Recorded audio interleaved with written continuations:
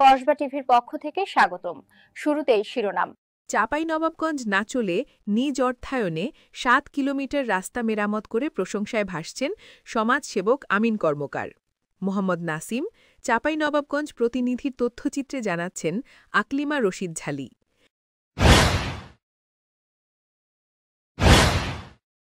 এখন দেখুন বিস্তারিত।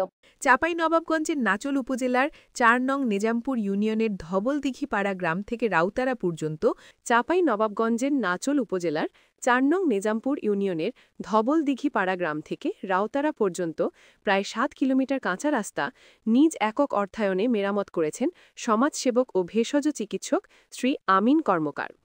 রাস্তাটি দীর্ঘদিন যাবৎ চলাচলের অযোগ্য হয়ে পড়েছিল। বিশেষ করে বর্ষা মৌসুমে স্কুল শিক্ষার্থী, অসুস্থ রোগী ও বয়স্ক মানুষদের চলাচলে চরম দুর্ভোগ পোহাতে হতো।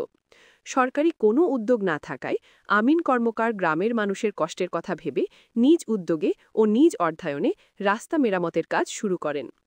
সরজমিনে গিয়ে দেখা যায় ধবলদিঘিপাড়া থেকে রাউতারা গ্রামে অবস্থিত ইলামিত্রের মঠ পর্যন্ত রাস্তার কাজ চলছে আমিন কর্মকারের অর্থায়নে এবং গ্রামবাসীর স্বেচ্ছাশ্রমে।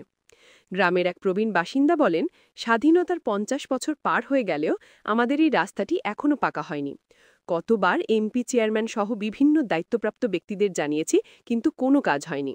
এখন নিজেরাই উদ্যোগ নিয়ে রাস্তা মেরামতের কাজ করছি। ভুক্তভোগী গ্রামবাসীরা জানান, তারা দীর্ঘদিন ধরে রাস্তাটি পাকাকরণের দাবি জানিয়ে আসছেন এবং বর্তমান অন্তর্বর্তীকালীন সরকারের কাছে পুনরায় এই রাস্তা পাকাকরণের আবেদন জানিয়েছেন। আমিন কর্মকার বলেন, দীর্ঘদিন থেকে এই রাস্তাটি অবহেলিত অবস্থায় রয়েছে। বর্ষায় কাদার কারণে একেবারে চলাচলের অনুপযোগী হয়ে যায়। মাত্র ৭ কিলোমিটারের রাস্তার জন্য আমাদের ২৫ থেকে ৩০ কিলোমিটার ঘুরে যেতে হয় ইলামিত্র সংগ্রহশালা এবং নাচলে। এজন্য আমি নিজ উদ্যোগে ও এলাকাবাসীর স্বেচ্ছাশ্রমে রাস্তার খানাখন্দ সমান করে অন্তত চলাচলের উপযোগী করার চেষ্টা করছি। উপজেলা নির্বাহী কর্মকর্তা মোহাম্মদ কামাল হোসেন বলেন, আমরা ইতোমধ্যে রাস্তাটির প্রস্তাবনা দিয়েছি, শিগগিরই এটি অন্তর্ভুক্ত হবে বলে আশা করি। পাশাপাশি সরকারের পাশাপাশি যদি সমাজের প্রভাবশালী ও বিত্তবান ব্যক্তিরা এভাবে জনকল্যাণমূলক কাজে এগিয়ে আসেন, তাহলে সাধারণ মানুষের কষ্ট অনেকটাই লাঘব হবে। গ্রামবাসীর আশা, শিগগিরই এই রাস্তাটি সরকারিভাবে পাকা হবে, যাতে দীর্ঘদিনের দুর্ভোগের অবসান ঘটে। ফারজানা রশিদ ঢালি, কসবা টিভি নিউজ ডেস্ক। যেন রাস্তাটা হলে যেন আমরা সবাই, আপনারা আরো সবাই যেন আসলে যেন রাস্তাটা হাঁটতে পারে, ভালোভাবে যাতায়াত করতে পারে। ধান নিয়ে যেতে আমার খুবই কষ্ট, সাহায্য আসি তাও কষ্ট, মানে কষ্টের অভাব নাই। একটা গরু হাঁকাইতে পারি না কাদা ঠেলাতে, এরকম অবস্থা। মানে এক কোমর কাদাতে যেতে পারে না, ছেলেবেলা স্কুল কলেজ যেতে পারে না, তোমার মানুষ 10টা জিনিস নিয়ে আসবে তা যেতে পারে না কাদাতে।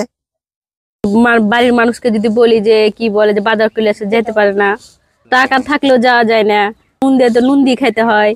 টাকায় মেয়ে অথবা ছেলে বিয়ে শাদী দিতে পারি না রাস্তার কারণে।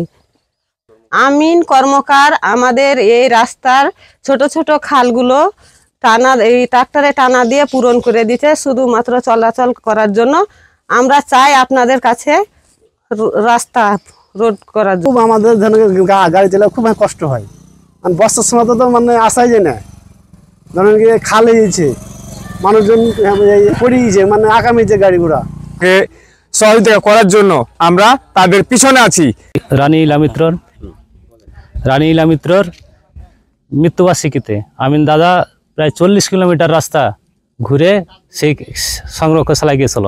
শ্রী আমিন কর্মকার, আমাদের এখানে অনেক রাস্তা খারাপ, রাস্তাঘাট অনেক খারাপ, আমাদের পথের কোনো চলার মতো বুদ্ধি নাই।